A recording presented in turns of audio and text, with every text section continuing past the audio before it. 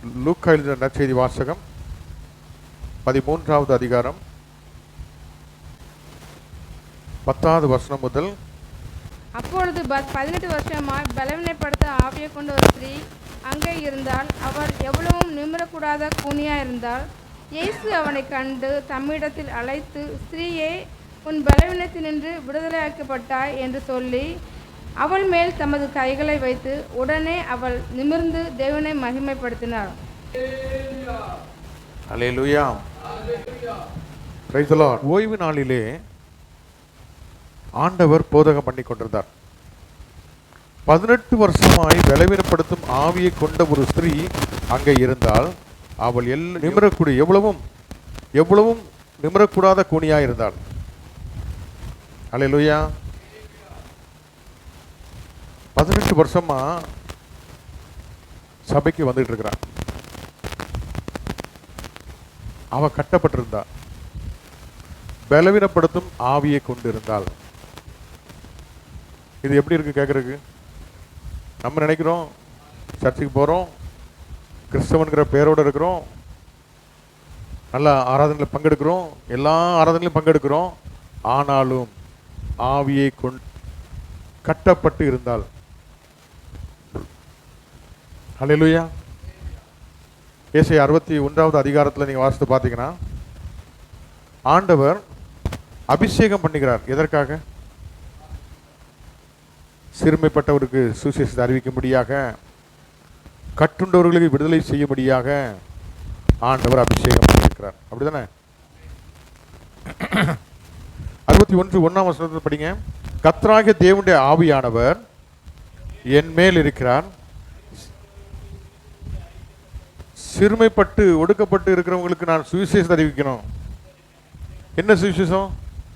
இயேசுங்கிற ஒரு ரட்சகர் உண்டு, விடுவிக்கிறவர் உண்டு, ஒன்னே ஒரு சிறுமையிலிருந்து தூக்குறவர் உண்டு என்று சொல்லதுக்கு ஒரு ஆள் வேணும். அதுக்கு தான் அபிஷேகிக்கிறார். அது மாத்திரமல்ல, இருதயம் நொறுங்குண்டவர்களுக்கு காயம் கட்டுதலையும், சிறைப்பட்டவர்களுக்கு விடுதலை, கட்டுண்டவர்களுக்கு கட்டவிழ்த்தலை கூறவும், இயேசுவின் நாமத்தில் அந்த நொறுங்குண்டவர்களுக்கு, சிறைப்பட்டவர்களுக்கு, கட்டுண்டவர்களுக்கு விடுதலை கொடுக்கும்படியாக ஆண்டவர் நம்மளை அபிஷேகித்திருக்கிறார். அல்லேலூயா. துயரப்பட்டவர்களுக்கு சீர்படுத்தவும், அவர்கள் சாம்பலுக்கு பதிலாக சிங்காரத்தையும், துயரத்துக்கு பதிலாக ஆனந்த தைலத்தையும், ஒடுங்கின ஆவிக்கு பதிலாக துதியினுடைய கொடுக்கவும் கர்த்தரினை அனுப்பினார். அல்லேலூயா, அல்லேலூயா. அப்போ இப்படிப்பட்ட ஒரு நல்ல தெய்வம் நம்ம இந்த ஆண்டவர் எதுக்காக வந்தார்?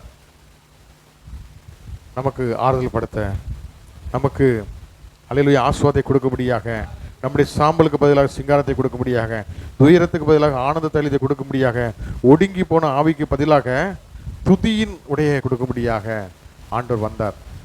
வந்தவர் அப்படி வேலையை செய்து முடித்து இப்போ என்ன பண்ணியிருக்கிறாரு? அப்படி சீடர்களுக்கு, நீங்கள் புறப்பட்டு போங்கள், என் நாமத்தினால நீங்கள் இதை சில பிசாசை துரத்துங்க, சுவிசேஷம் கூறுங்க, கட்டுண்டில் விடுதலை ஆக்குங்கன்னு சொல்லி அனுப்பியிருக்கிறார். அப்படி தானே? அல்லேலூயா, அல்லேலூயா. என்னை காட்டிலும் நீங்கள் பெரிய காரியங்களை செய்வீங்கன்னு சொல்லி அனுப்பியிருக்கிறார்.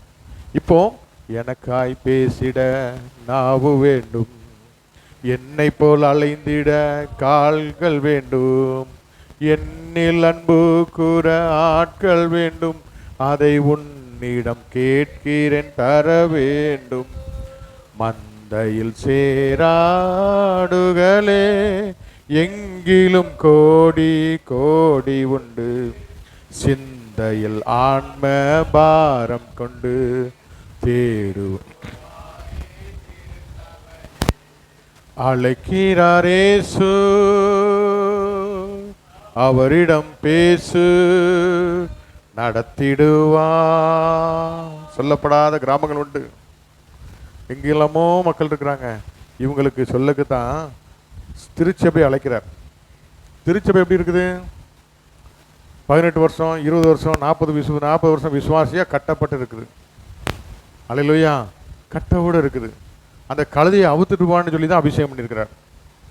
அல்லேலூயா. நம்ம போய் கழுதிட்ட என்ன சொல்லுவோம்? அந்த கழுதையை பார்த்து என்ன சொல்லுவோம்? நீ கர்த்தரை சுமக்கிறவரா மனுஷனாய் மாறு, இயேசுவை ஏற்றுக்கொள்ளி சொல்லுவான். முதல்ல அவனுக்கு சுவிசேஷம் கிடையாது, முதல்ல அவன் கட்ட வைக்கணும். நாற்சந்தியில் கட்டப்பட்டிருக்குது. ஒருவனும் ஒரு காலம் பயன்படுத்தப்படாத எத்தனையோ கழுதைகள் உண்டு. அல்லேலூயா. ஆண்டவர் சொல்றார் சீடரை பார்த்து, நீங்கள் 2 பேரும் போங்க, பக்கத்து கிராமத்துக்கு போங்க, அங்கே கை காலெலாம் கட்டப்பட்டிருக்குது. முதல்ல போய் என்ன பண்ணணும்? கட்டை அவிழ்க்கணும். கட்டை அவிழ்க்காமல் நம்ம என்னத்தை சுவிசேஷம் சொன்னாலும் ஒன்றும் ஏறாது. நம்ம இங்கே பேசிகிட்டு இருப்போம், அது வேற எங்கேயோ வண்டி ஓடிட்டு இருக்கோம். முதல்ல அவனுக்கு தேவை ஒரு விடுதலை.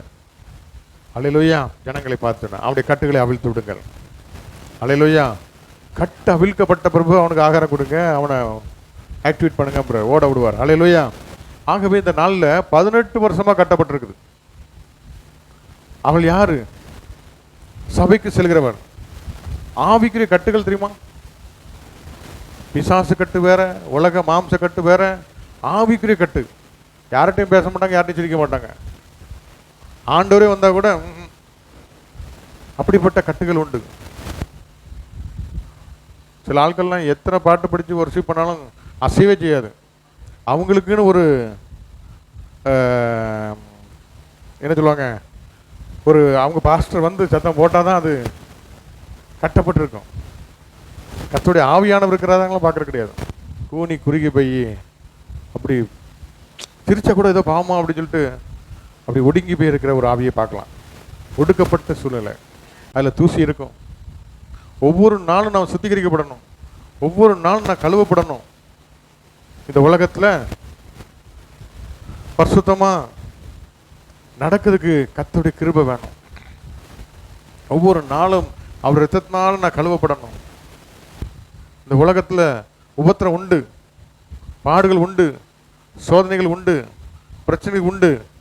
ஒவ்வொரு நாளும் அவரை நோக்கி பார்த்து பார்த்து பார்த்து நம்ம பலன் அடையணும்.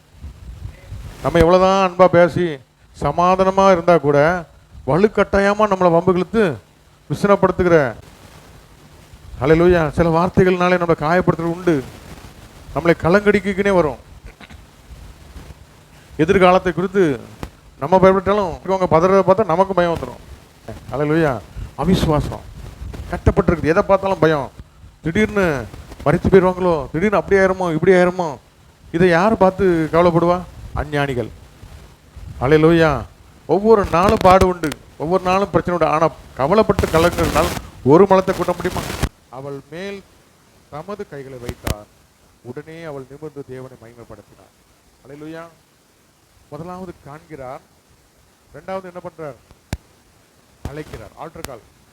யாருக்கெல்லாம் சுகம் வேணும் முன்னால வாங்கன்னு சொன்னா அந்த அழைப்பு கேட்டு ஃப்ரெண்ட்ல எத்தனை போறோம். அங்க வார்த்தை வருகிறது. அவர் வார்த்தையை அனுப்பி குணப்படுத்துகிறவர். அல்லேலூயா. சங்கீதத்தில் பார்க்கிறோம், அவர் வார்த்தையை அனுப்பி குணமாக்குறவர். அல்லேலூயா. சங்கீதம் 107 அதை எடுத்து படிச்சிருமா? அந்த வசனத்தையும் 107வது சங்கீதத்தில் 20ஆம் வசனம். அவர் தமது வசனத்தை அனுப்பி அவர்களை குணமாக்கி அவர்களை அழிவுக்கு தப்புவிக்கிறார். 8 வருஷமாய் கோயிலுக்கு போற ஆளை கட்டி வைக்க முடியுமா? ஒரு நாள் 2 நாள் இல்லை. நம்ம கூட அந்த அளவுக்கு வைராக்கம். அவ ஒழுங்கா போறவன் ஒரு விசுவாச பிள்ளை. இன்னைக்கு எத்தனையோ ஆவிக்குரிய சபையில் இருக்கிறன்னா கட்டு இல்லாமல் இருக்கிறனா நம்ம நினைச்சிட்டு இருக்கிறோம். கட்டுகளோடு இருக்குது. எவ்வளவு நிமிரக்கூடாத கூனியா இருக்குது. அவங்களுக்கு தேவை ஒரு விடுதலை. அல்லேலூயா. அந்த விடுவிக்க தான் இயேசு வந்தார். அல்லேலூயா. ஆனால் வெறுமனே ஓய்வு நாள் 6 நாள் வேலை செய்கிற நாட்கள் சொல்லி சடங்காச்சாரம் பண்ணுகிறவர்களை பார்த்து ஆண்டவர் அதட்டுகிறார். அல்லேலூயா. மாயக்காரனை என்று சொல்கிறார். ஸ்திரீயே, உன் பலவீனத்திலிருந்து விடுவிக்கப்பட்டாய் என்று சொல்ல அவள் மேல் தமது கைகளை வைத்தார், உடனே அவள் நிமிர்ந்து தேவனை மகிமைப்படுத்தினார். அல்லேலூயா. இயேசுவை ஏற்றுக்கொண்டவர்கள் எத்தனை பேர்களோ யோவான் 1ஆம் அதிகாரத்தில் என்ன சொல்லுது? 12ஆம் வசனம். யோவான் 1ஆம் அதிகாரம் 12ஆம் வசனம். அல்லேலூயா. இயேசுங்கிற நாமத்தை ஏற்றுக்கொண்டவர்கள் சபையில சேர்க்கப்பட்டு ஆண்டவரை ஆராதித்துக் கொண்டிருக்கிறாங்க. அவ்வளவு பேருக்கும் என்ன பேரு? பிள்ளைகள் ஆகும்படி அதிகாரத்தை கொடுத்துருக்காரு. புத்திரனாய் மாறுவது வரைக்கும் என்ன உண்டாகுது? அந்த பிள்ளைக்கு அந்த சொத்தை வந்து கார்டினா தான் இருக்க முடியுமே தவிர வேற யார்த்த தான் கார்டினா இருப்பாங்க தவிர. அல்லேலூயா. எவர்கள் தேவ ஆவியினால் நடத்தப்படுகிறார்களோ அவர்கள் தேவனுடைய புத்திரர் எனப்படுவார்கள். அல்லேலூயா. அப்போ நான் ரட்சிக்கப்பட்டிருக்கேன், இயேசுவை ஏற்றுக்கொண்டுட்டேன், நான் பாவம் கழுவ சுத்திகரிக்கப்பட்டிருக்கிறேன், அவருடைய பிள்ளையா இருக்கிறேன். ஆண்டவருடைய பார்வை நம் மீது படும்படியாக அவர் பார்த்து நம்மை சொல்லும் போது அவருடைய வார்த்தைக்கு கீழ்ப்படுகிறவராக அல்லேலூயா தன்னை அர்ப்பணித்து நிற்கும் பொழுது அவர் வார்த்தை அனுப்பி சுகப்படுத்தி நம்மளை தொட்டு நம்மளை பலப்படுத்துகிறார். நான் விடுவிக்கப்பட்ட பொழுது கர்த்தரை மகிமைப்படுத்துகிறவனை காணப்படுவேன். கர்த்தர் தாமே எங்களை ஆசீர்வதிப்பாராக. பகையை தாழ்த்தி நாம் ஆண்டவர் நோக்கி ஜெயிப்போம். ஹல்லேலூயா, ஹல்லேலூயா. கர்த்தர் நல்லவர், அவர் கிருபை என்றும் உள்ளது. ஹல்லேலூயா, ஹல்லேலூயா. வானங்கள் கொள்ளாதே கர்த்தருடைய மகிமையை. ஹல்லேலூயா, ஹல்லேலூயா. எத்தனையோ ஹல்லேலூயா பிள்ளைகள் கட்டுண்டு இருக்கிறாங்க. எத்தனையோ மேன்மைகள் இருந்து சந்தோஷம் சமாதானம் இல்லாதபடி பயத்தினாலும் அவிசுவாசத்தினாலும் தடுமாடி கொண்டிருக்கிற பிள்ளைகளுக்கு ஹல்லேலூயா, ஹல்லேலூயா. நீ ஒரு மலை மேல் உள்ள பட்டணம், நீ மறைந்திருக்க கூடாது என்று சொல்கிறார். ஹல்லேலூயா, ஹல்லேலூயா. நீ பயப்படாதே, நான் உன்னை காத்திடுவேன், அற்புதங்கள் நான் செய்திடுவேன், உன்னை அதிசயமாய் நான் நடத்துவேன். சுவையுள்ள கனியுள்ள ஹல்லேலூயா ஆண்டவரே, ஆண்டவர் விரும்புகிற ஒரு ஜீவன் நமக்கு புறப்படட்டும். எங்களை ஆவி ஆத்ம சரித்து அர்ப்பணிக்கிறோம் ஆண்டவரே. அது என்னை கூட உங்களுடைய கருத்தில் ஒப்பு கொடுக்கிறோம் ஆண்டவரே. அப்படி சித்தம் போல வழி நடத்துங்க ஆண்டவரே. எங்களை ஒப்பு கொடுக்கிறோம். எல்லா துதிக்கான மகிமையெல்லாம் செலுத்துகிறோம். இயேசு கிறிஸ்துவின் நாமத்தில் ஜெபம் நல்ல பிதாவே. ஆமென், ஆமென். ஹல்லேலூயா. கர்த்தர் நம்மை ஆசீர்வதிக்கிறார். ஹல்லேலூயா. என் ஆத்துமாவே கர்த்தரை ஸ்தோத்திரி, என் முழுவதுமே அவருடைய பரிசுத்த நாமத்தை ஸ்தோத்திரி. என் ஆத்துமாவே கர்த்தரை ஸ்தோத்திரி, கர்த்தர் செய்த சகல வரைக்கும் மறவாதே. ஆமென், ஹல்லேலூயா. ஓ தேவனுக்கு மகிமை, தூக்கி எடுத்தார் என்னை, தூக்கி எடுத்தார் இயேசு, தம் கரத்தினின்று ரட்சித்தாரே. ஓ தேவனுக்கு மகிமை.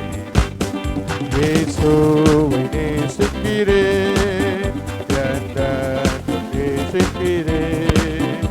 அக்கரையில் நான் நின்று அவரை என்றென்று வாழ்த்துவேன்.